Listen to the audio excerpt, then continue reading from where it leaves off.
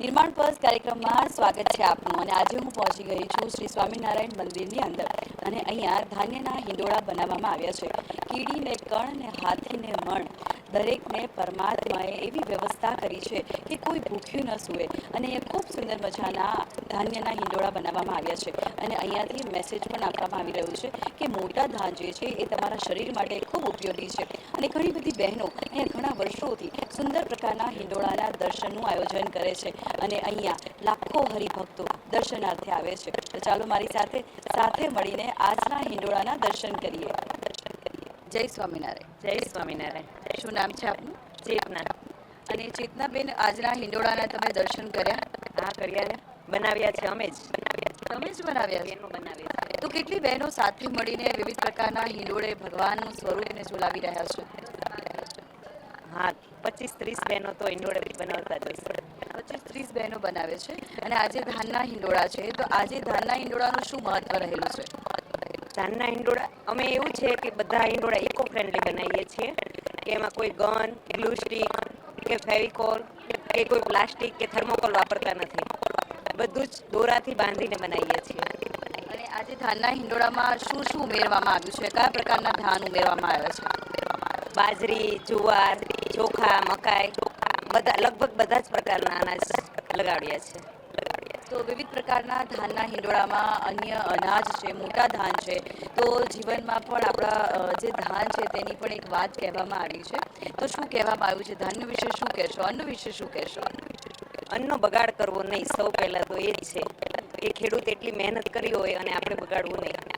તો ખેડૂતોએ મહેનત કરી હોય અને અન્નનો બગાડ કરવો નહીં તે મેસેજ આજના હિંડોળા દ્વારા મળે છે આપણને. જય સ્વામિનારાયણ. જય સ્વામિનારાયણ. શું નામ છે આપનું? મારા દયાબેન છે. અને દયાબેન, અહીંયા ધાનના હિંડોળે બનાવવામાં આવ્યા છે. સાથે સાથે બધી બહેનો જે છે સખીઓ સાથે મળીને હિંડોળા બનાવે છે. તો અહીંયા કેટલા સમય ફાળવવામાં આવે છે હિંડોળા બનાવવા માટે? અમે સવારનો ટાઈમ લઈએ અને જો એવા હિંડોળા હોય ને તો સાંજે બી લઈએ, બરાબર. અને ગમે ત્યારે ગમે એટલા જરૂર પડે ફોન કરો ને તો અમારું મંડળ આખું બનાવેલું છે. આમાં ગમે ત્યારે તમે મેસેજ મૂકી દો ને તો એ મેસેજ પ્રમાણે તો એ વાંચીને એ લોકો આવી જાય. 2 વાગ્યાના આવી જાય છે, સાંજે 8 વાગ્યા સુધી રહે છે. પછી એ લોકો બધા બનાવવા લાગે, જોડે મળીને જ કામ કરવાનું. ખૂબ કલાત્મક હિંડોળા દર વર્ષે અહીંયા બનાવવામાં આવે છે. અને બીજા કયા કયા હિંડોળા છે કે જે અલગ પ્રકારના આ વર્ષે બનાવવાના છે? જાતે ભરત ભરેલું છે, બરાબર. બધા જાતે બહેનોએ ભરત ભરેલું છે ને એ હિંડોળા થવાના છે. પછી મોતીના હિંડોળા છે. પછી આપણે જે જાતમાં ઓલા બંગડી પહેરીએ ને એ બંગડીને ગુથી અંદર મોતી ટાંકી એ રીતના મોરપીસ બધા બહેનોએ જ બનાવ્યા છે. મોરપીસ છે તેના મોર બનાવે એને સરસ રીતે શણગારીને એને મૂકવામાં આવે છે. તો કેટલા મહિના અગાઉની તૈયારી હોય છે તમારા બધા બહેનોની? એટલે એક આમ નક્કી કર્યું હોય કે આ રીતના આપણે હિંડોળા કરવા છે, બરાબર. પછી જો જે વસ્તુ અહીંયા હોય તો ભલે, નહીંતર બધાના ઘરેથી લેતા આવે છે અને અહીંયા આવીને જ બધું બનાવે છે. એવું પ્લાનિંગ કે કોઈ મહિના દિવસ અગાઉ એવું કોઈ નહીં હોતું. જીવનમાં સત્સંગ કેટલો જરૂરી છે અને બધી બહેનો ક્યારે ક્યારે સત્સંગમાં આવે છે, જોડાય છે, કથા કીર્તન કરે છે? સવારમાં એવું થાય કે સંતો કથા કરે છે એટલે સવારમાં અત્યારે તો આખું મંદિર જ ભરાઈ જાય છે. અને અમારે રવિવારે બાલિકા સભા થાય છે એટલે છોકરાઓ આવે છે અને નાની નાની બાલિકાએ આવે છે. અને નોમની સભા થાય છે, એમાં મોટી બહેનો આવે છે. અને સત્સંગ એટલા માટે જરૂરી છે કે અત્યારે આ યુગમાં બધા વ્યસન ફેશન એ બધું વધુ ચાલે છે. પણ જો સત્સંગ જીવનમાં ઉતરે અને સંતો જેવા તમને ગુણ આપે છે ને જેવું ગુણ રેડે ને તો જો એવા બાલિકા બાળકોમાં જો આવે તો તમારો ઘણો સુધારો થઈ જશે. અત્યારની છોકરીઓ કોલેજે જાય તો અત્યારના અમારે જે મંડળમાં આવે છે છોકરીઓ એમાં અને જે કોલેજ જતી હોય એ છોકરીમાં ઘણો ફેર લાગે. સત્સંગ એટલું જીવન પરિવર્તન લાવે કેમ કે એ રોજે શિક્ષાપત્રી વાંચતી હોય છે અને રોજે વાંચન કરતી હોય છે. નિયમ ધર્મ એને બધી ખબર હોય છે એટલા માટેથી એ થોડા અલગ લાગે છે. તો ઘણી બધી બહેનો અહીંયા જોડાવેલી છે અને વિવિધ પ્રકારના હિંડોળા ખૂબ મહેનતથી અને ભાવથી બનાવે છે. અને અહીંયાની જે વ્યવસ્થા ઊભી કરવામાં આવી છે એ બહેનોએ વ્યવસ્થા અહીંયા ઊભી કરી છે. નાની નાની બાબતો પણ ખૂબ ધ્યાન રાખ્યું છે. જય સ્વામિનારાયણ. જય સ્વામિનારાયણ. શું નામ છે આપનું? જાગૃતિબેન. અને જાગૃતિબેન, તમે તમારા જીવનમાં સત્સંગ કયા વર્ષથી શરૂઆત કરી અને સત્સંગમાં જોડાયા બાદ પ્રભુ પ્રત્યે જોડાયા બાદ જીવનમાં કેટલું પરિવર્તન આવ્યું? હું અત્યારે 20 વર્ષથી હું મંદિરે આવું છું. મારા જીવનમાં એટલું પરિવર્તન આવ્યું કે મારે બહારનું ખાવાનું મેં મૂકી દીધું કે ભગવાનને જે વસ્તુ ના ગમતી હોય એ આપણા જીવન માટે એ શક્ય જ નથી, કે એ આપણા માટે જરૂરી નથી એ વસ્તુ.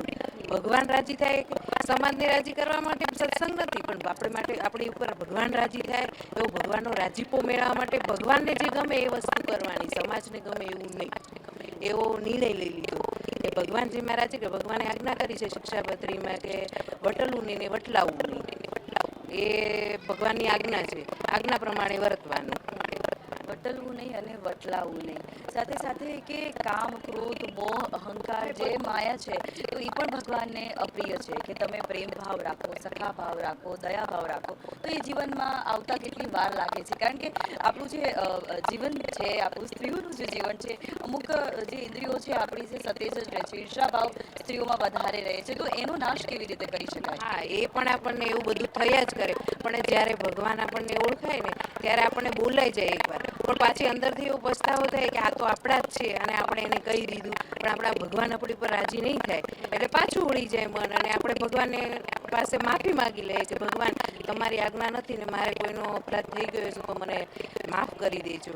એવી રીતને ભગવાનને પ્રાર્થના કરીને પછી છુટકારો લઈ લઈએ અમે. ક્યારેક કામ, ક્રોધ કે ગમે ઘરમાં આવ્યું હોય કે મંદિરમાં કોઈના વિશે, હરિભક્ત વિશે ક્યારેક એવું વિચાર આવી જાય કે એવા શબ્દ કહેવાય ગયા હોય તો ભગવાન પાસે માફી માગી અને એ લોકો જોડે અમે માફી માગી લઈએ. ખૂબ સારી વાત કહેવાય કે જ્યારે કોઈ એવો ભાવ આવી જાય મનુષ્ય જીવનમાં, ચડતી અને પડતી આવતી હોય છે, કામ, ક્રોધની જે માયા છે એ ચડતી પડતીમાં જીવનમાં ઉમેરાતી હોય છે, કોઈના પ્રત્યે અભાવ પણ આવી જાય તો તેની માફી માંગી લેવી જોઈએ. તો ઘણી બધી બહેનો છે કે તેમના જીવનમાં જે પણ ગુણો ઉતાર્યા છે તે આપણી સાથે શેર કરી રહ્યા છે. જય સ્વામિનારાયણ. જય સ્વામિનારાયણ. શું નામ છે આપનું? રસીલાબેન. રસીલાબેન, તમે બધી સખીઓ સાથે મળી અને અહીંયા સેવા કરી રહ્યા છો, તો ભગવાનને દાસાનું દાસ ખૂબ જ પ્રિય છે કે જે બીજાનો દાસ છે, કે બીજાની સેવા પૂજા કરે છે. તો જીવનમાં જ્યારે સેવા અને પૂજાનું મહત્વ ઉમેરાય તો તમારા જીવનમાં કેટલું પરિવર્તન આવ્યું?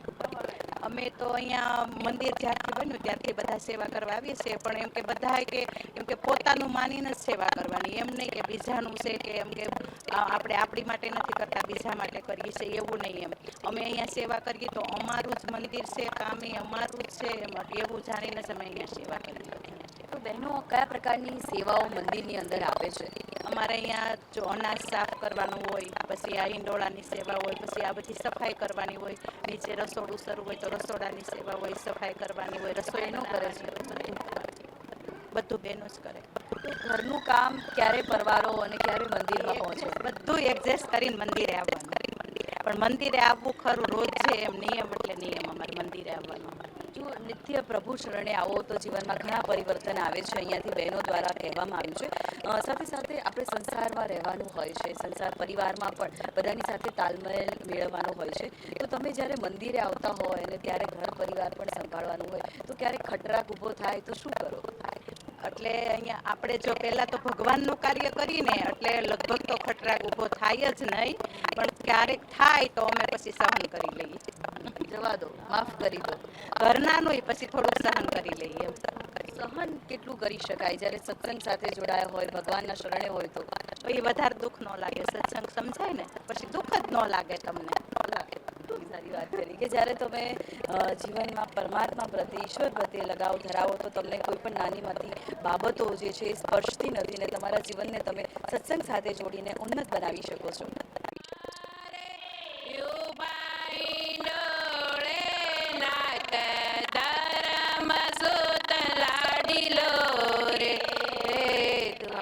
કચડી લઈ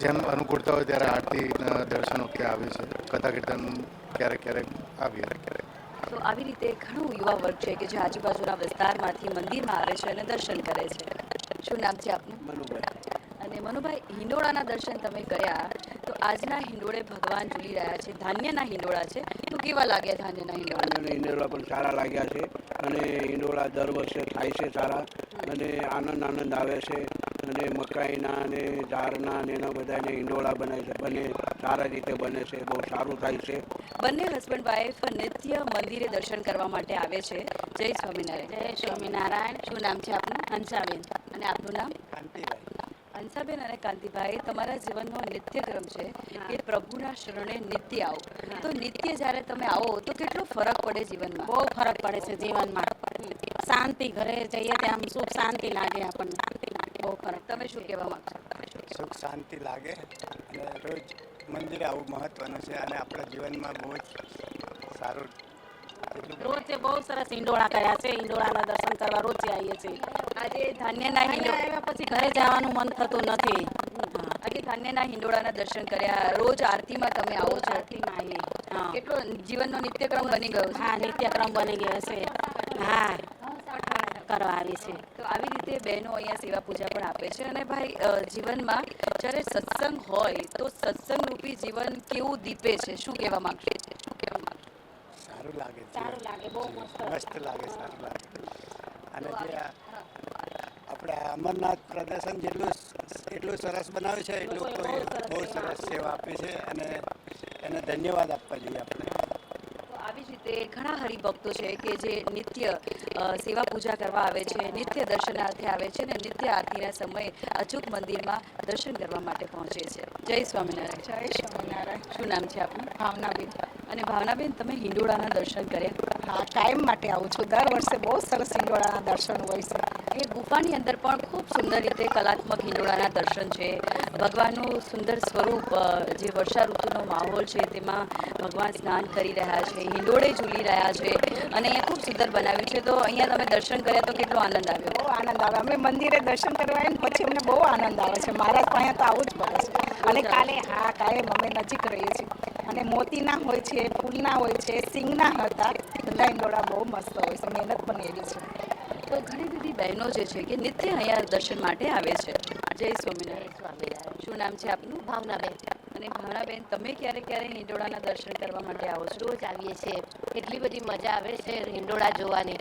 અને બહેનો એટલી મહેનત કરે છે, એટલો મહેનત કરે છે કે કાલનો હિંડોળો આજે બનાવીને એ લોકો તૈયાર રાખે છે. આખો દિવસ મહેનત કરે અને કાલે એ હિંડોળો પાછો એમના એમ બીજો લગાવે. એટલી મહેનત કરે કે એ તારી ગૂંથતી જ હોય બહેનો. બધું જાતનું ગૂંથણ, એવું ગૂંથણ કે જોઈને એની કળા જોઈને કે તમે મદદ એની કળા જોઈને આપણને એટલું મન થાય કે ભગવાને અમને કેટલી શક્તિ આપી છે બહેનોને. આ શક્તિનો ઉપયોગ કેવો કરે છે. અને આ જગ્યાએ જો શક્તિનો ઉપયોગ થાય તો ભગવાન એમની જે શક્તિ છે એ ખીલી ઉઠે. તમને ઈચ્છા થાય છે કે તમે પણ મદદરૂપ થાવ? અને આપણને એમ તમે મદદરૂપ થાવ છો? એવું લાગે આપણને, પણ તમે મદદરૂપ થાવ છો? અમે મદદરૂપ નથી થતા, પણ અમને એવી ઈચ્છા થાય કે એ બહેનો જ્યારે ગુંથતી હોય ત્યારે અમારો ટાઈમ હોતો નથી. બહેનો તો આખો દિવસ ગૂંથ કરે છે. તો આનંદ આવે છે. જોઈને જ આનંદ આવે કે ભગવાને અમને કેટલી કળા આપી છે અને કેટલી અમને લોકોનો હિંમત. ભગવાને દરેકને કલા અને શક્તિ આપી છે, તો તેનો ઉપયોગ જો સારી જગ્યા પર કરવામાં આવે તો આપોઆપ તમારા ઉપર પરમાત્માની કૃપા વરસે છે.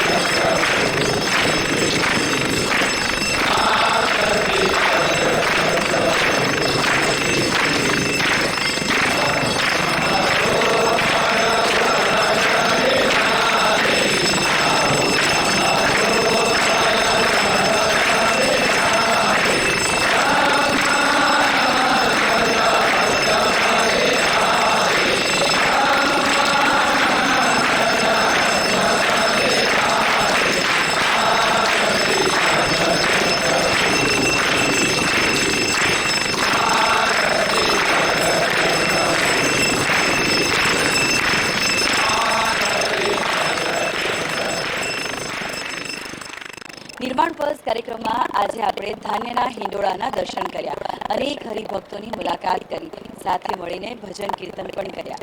આવી જ રીતે નિર્માણ પર્સ કાર્યક્રમ તમારા માટે વિવિધ પ્રકારના મંદિરોમાં જશે અને હિંડોળાના દર્શન લઈને આવશે. હવે તમારી દોસ્ત મિત્રને રજા આપો. જય સ્વામિનારાયણ.